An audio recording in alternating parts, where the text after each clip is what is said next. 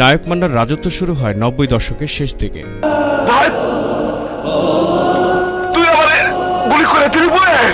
শক্তিশালী কণ্ঠ, সাবলীল অভিনয়, বিপ্লবী সব চরিত্র দিয়ে তিনি হয়ে উঠেছিলেন গণমানুষের নায়ক।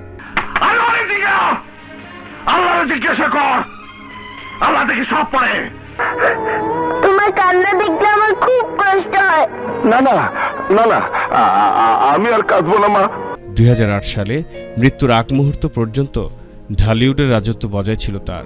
পৃথিবীর কোনো জগৎ যদি থাকে, চলচ্চিত্র জগৎ, এর মতো স্বার্থপর জগৎ পৃথিবীর কোনো জায়গায় নেই।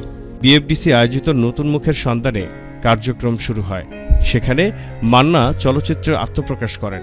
ওই বছরই তার প্রথম অভিনীত ছবি তওবা মুক্তি পেয়েছিল। ফিল্মের অফিস পাড়ায় যেতাম যে আমাকে একটা সুযোগ দেন, আলমগীর ভাইয়ের কাছে যেতাম, রাজ্জাক ভাই, তো রাজ্জাক ভাই একটা সুযোগ দিলেন, ছবির নাম তওবা।